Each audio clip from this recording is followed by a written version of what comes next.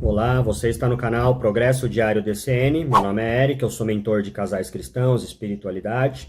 E esse vídeo é um vídeo devocional de casais. Estamos fazendo uma devocional todos os dias para você melhorar o seu casamento dia a dia.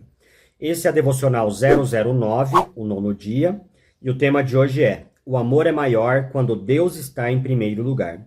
E o versículo de hoje: nisto conhecemos que amamos os filhos de Deus, quando amamos a Deus e guardamos os seus mandamentos. 1 João 5:2, né? Muitas vezes as pessoas podem pensar, Eric, se eu colocar Deus em primeiro lugar, se eu ser um fanático por amor a Deus, né? Isso não vai prejudicar o meu casamento? Muito pelo contrário, tá?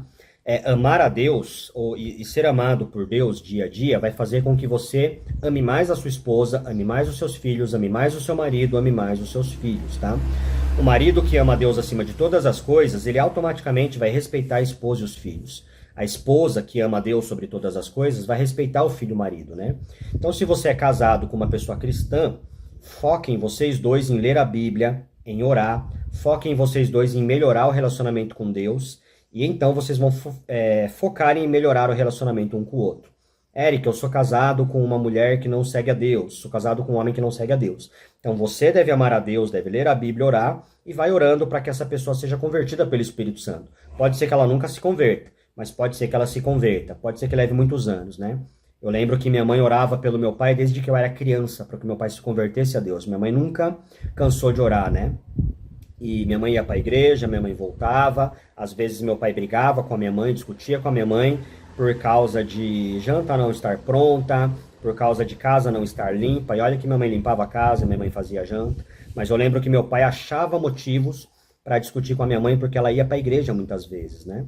E hoje, graças a Deus, depois de muitos anos, quando eu já era quase adulto, ou até depois de adulto, 17, 18, 19 anos, meu pai finalmente se converteu a Deus, né? E meu pai passou a tratar melhor a minha mãe, não que ele tratasse minha mãe mal, mas ele passou a tratar melhor a minha mãe, a respeitar, a amar, porque esse amor de Deus começou a entrar no coração do meu pai, e ele começou a desfrutar desse amor com a minha mãe, o amor de Deus com a minha mãe e com a gente, né? Que era criança na época, adolescente, depois adulto, aqui na casa. Meu pai sempre amou minha mãe, sempre respeitou e cuidou, né? Mas depois que meu pai se converteu, ele passou a tratá-la melhor.